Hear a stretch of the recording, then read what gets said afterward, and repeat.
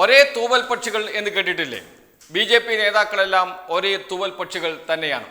കേരളത്തെ സംബന്ധിച്ച് എന്തു പ്രശ്നം വന്നാലും BJP നേതാക്കളെല്ലാം ഒറ്റക്കെട്ടാണ് ഒരു കാര്യത്തിൽ, കേരളത്തിന് എതിരായ നിലപാടെടുക്കുന്ന കാര്യത്തിൽ. ആ ഒരു സമയത്താണ് കേരളത്തിൽ സുരേഷ് ഗോപി ജയിക്കുന്നു, സുരേഷ് ഗോപി കേന്ദ്രമന്ത്രിയാകുന്നു. അതോടുകൂടി കേരളത്തിൽ തേനും പാലും ഒഴുകും, ഇനിയിപ്പോൾ BJPയുടെ എല്ലാ ഇടപെടലും കേരളത്തിലുണ്ടാകും എന്നൊക്കെ പറഞ്ഞവർ ഇപ്പോൾ എന്തു പറയുന്നു എന്ന ചോദ്യം ഉയർത്തേണ്ട സമയമായിരിക്കുന്നു. ഇത് പറയാൻ കാരണം ഇപ്പോഴിതാ കേന്ദ്ര വനം പരിസ്ഥിതി വകുപ്പ് മന്ത്രി ഭൂപേന്ദ്ര യാദവിന്റെ പ്രസ്താവനയും വന്നിരിക്കുന്നു. അദ്ദേഹം PTIക്ക് അനുവദിച്ച ഇന്റർവ്യൂവിൽ കേരളത്തെക്കുറിച്ച് പറഞ്ഞിരിക്കുന്നു, വയനാട് ദുരന്തത്തെക്കുറിച്ച് പറഞ്ഞിരിക്കുന്നു. എന്താണ് അഭിപ്രായം? എല്ലാ മാധ്യമങ്ങളും ഇത് സംബന്ധിച്ച് വാർത്ത നൽകിയിട്ടുണ്ട്. അതിൽ പറയുന്നത് ഖനനവും അനധികൃത കുടിയേറ്റവുമാണ് മുണ്ടക്കൈ ദുരന്തത്തിന് കാരണമെന്നും. ഖനനവും അനധികൃത കുടിയേറ്റവും. ഈ പ്രദേശത്ത് എവിടെയാണ് ഖനനമുള്ളത്? ഈ പ്രദേശത്ത് എവിടെയാണ് അനധികൃത കുടിയേറ്റമുള്ളത്? ഈ പ്രദേശത്ത് എവിടെയാണ് ക്വാറി ഉള്ളത്? ഈ ചോദ്യത്തിന് ഒന്നും ഉത്തരം പറയാതെ ഒരു സാമാന്യവൽക്കരണം അങ്ങ് നടത്തുകയാണ് കേന്ദ്ര വനം പരിസ്ഥിതി വകുപ്പ് മന്ത്രിയും എന്നോർക്കണം. എന്ന് വെച്ചാൽ BJPയുടെ നിലപാട് കേരള വിരുദ്ധമാണ് എന്ന് ഒന്നുകൂടി ആവർത്തിച്ച് ഉറപ്പിക്കുന്നു എന്നർത്ഥം. 2 ദിവസം മുമ്പാണ് അമിത്ഷാ ലോക്സഭയിൽ പറഞ്ഞത്, കേരളത്തെ കുറ്റപ്പെടുത്തിക്കൊണ്ട് കേരളത്തിന് നൽകിയ മുന്നറിയിപ്പുകളൊന്നും കൃത്യമായി പാലിച്ചില്ല എന്ന് പറഞ്ഞിട്ട് അതിൻ്റെ വാർത്തകൾ വന്ന് മഷി ഉണങ്ങിയിട്ടില്ല. അതിനു മുമ്പാണ് ഇപ്പോൾ കേന്ദ്ര വനം പരിസ്ഥിതി വകുപ്പ് മന്ത്രിയും പറയുന്നത്, ഇതാ കേരളത്തിൻ്റെ കുറ്റമാണ്, ഇത് മേൻമെയ്ഡാണ്.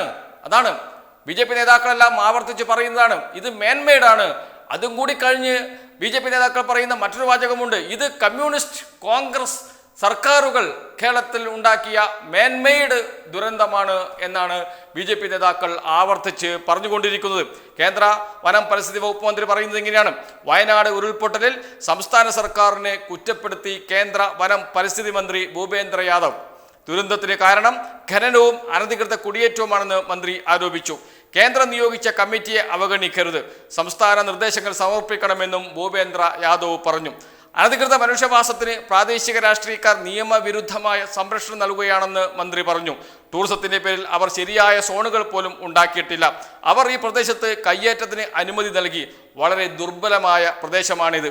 വനം വകുപ്പ് മുൻ ഡയറക്ടർ സഞ്ജയ് കുമാറിന്റെ നേതൃത്വത്തിൽ കേന്ദ്രം കമ്മിറ്റി രൂപീകരിച്ചിട്ടുണ്ട്.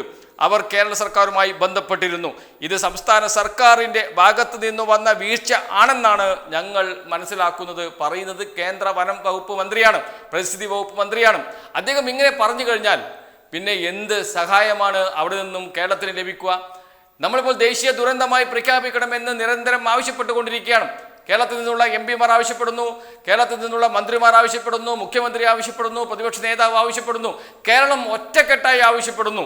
പരിശോധിക്കാമെന്ന് കേന്ദ്രമന്ത്രി വെറുതെ പറഞ്ഞ് ഇവിടെ നിന്ന് പോയിട്ടുണ്ട്, പരിശോധിക്കുകയാണ് എന്ന്. ഒരു പരിശോധനയും നടക്കുന്നില്ല, ദേശീയ ദുരന്തമായി പ്രഖ്യാപിക്കാൻ പോകുന്നില്ല, ഈ ദുരന്തത്തിന് ഒരു സഹായവും കേന്ദ്ര സർക്കാർ നൽകാനും പോകുന്നില്ല എന്നതാണ് ഇപ്പോഴത്തെ അവസ്ഥ. അത് ഒന്നുകൂടി ഉറപ്പിക്കുകയാണ് ഭൂപേന്ദ്ര യാദവ് ചെയ്തിരിക്കുന്നത്. നേരത്തെ കേന്ദ്ര ആഭ്യന്തര വകുപ്പ് മന്ത്രി അമിത്ഷാ ലോക്സഭയിൽ പറഞ്ഞത് കേരളമാണ് ഉത്തരവാദി എന്നാണ്. കേരളത്തിന് നേരത്തെ തന്നെ മുന്നറിയിപ്പ് നൽകിയിരുന്നു എന്ന്. എന്നാൽ മുന്നറിയിപ്പ് നൽകിയിട്ടില്ല എന്നത് വസ്തുതകൾ വെച്ച്, ഓരോ ദിവസവും കാലാവസ്ഥാ നിരീക്ഷണ കേന്ദ്രം നൽകിയ മുന്നറിയിപ്പുകൾ വെച്ച് സംസ്ഥാന മുഖ്യമന്ത്രി തന്നെ വാർത്താ സമ്മേളനത്തെ വിശദീകരിച്ചു. മുഖ്യമന്ത്രി ഇത് സംബന്ധിച്ച് കേന്ദ്രത്തിന് കത്തെഴുതി. പാർലമെന്റിൽ കേരളത്തിൽ നിന്നുള്ള ലോക്സഭാ അംഗങ്ങൾ അവകാശ ലംഘനത്തിന് നോട്ടീസ് കൊടുത്തു. രാജ്യസഭയിൽ കേരളത്തിൽ നിന്നുള്ള അംഗങ്ങൾ അവകാശ ലംഘനത്തിന് നോട്ടീസ് കൊടുത്തു. പാർലമെന്റിൽ ലോക്സഭയിൽ നിന്നുള്ള കോൺഗ്രസിന്റെ MP-മാരും ജയറാം രമേശ് ഉൾപ്പെടെയുള്ളവർ അവകാശ ലംഘനത്തിന് നോട്ടീസ് കൊടുത്തിട്ടുണ്ട്. ഏറ്റവും ഒടുവിൽ ഇന്നത്തെ വാർത്ത, CPI അംഗം P സന്തോഷ് കുമാർ നോട്ടീസ് നൽകിയിരിക്കുന്നു അവകാശ ലംഘനത്തിന് അമിത്ഷായ്ക്കെതിരെ എന്നാണ്. എന്ന് വെച്ചാൽ വസ്തുതാവിരുദ്ധമായ കാര്യങ്ങൾ പറയുക, വസ്തുതാവിരുദ്ധ കാര്യങ്ങൾ പാർലമെന്റിൽ പറയുക, അത് ഇവിടുത്തെ BJP നേതാക്കൾ ഏറ്റുപിടിക്കുക. വാർത്താ ചാനലുകളിൽ നടക്കുന്ന അന്തിച്ചർച്ചയിൽ ആ വിഷയം ഉയർത്തിപ്പിടിച്ച് പറഞ്ഞുകൊണ്ടേയിരിക്കുക, ആളുകളിൽ ഒരു കൺഫ്യൂഷൻ ഉണ്ടാക്കുക. കേന്ദ്രമന്ത്രി പറയുന്നത് തെറ്റാവുമോ? ഒന്നുമില്ലാതെ അദ്ദേഹം പറയുമോ? അദ്ദേഹത്തിൻ്റെ കയ്യിലും ഡാറ്റകൾ ഉണ്ടാകില്ലേ എന്ന സംശയം ജനങ്ങളിൽ ഉണ്ടാക്കുക. ആ സംശയം സംസ്ഥാന സർക്കാരിനെതിരെ തിരിച്ചുവിടുക. ഇതാണ് കേരളത്തിൽ BJP ചെയ്തുകൊണ്ടിരിക്കുന്നത്. പച്ചക്കള്ളം വിളിച്ചു പറയുക എന്നതാണ്. ഇപ്പോഴിതാ കേന്ദ്ര വനം വകുപ്പ് മന്ത്രിയും അതേ വാദം ഏറ്റെടുത്ത് രംഗത്ത് വന്നിരിക്കുന്നു. അദ്ദേഹവും പറയുന്നത് കേരളത്തിൻ്റെ കുറ്റമാണ് എന്നാണ്. നേരത്തെ യുവമോർച്ചയുടെ അഖിലേന്ത്യാ അധ്യക്ഷനും കർണാടകയിൽ നിന്നുള്ള MP-യുമായ തേജസ്വി സൂര്യ പറഞ്ഞ കാര്യമുണ്ട്. അദ്ദേഹം പറഞ്ഞത് ഇത് കമ്മ്യൂണിസ്റ്റുകാരും കോൺഗ്രസ്സുകാരും ഉണ്ടാക്കിയ ദുരന്തമാണ് എന്നാണ്.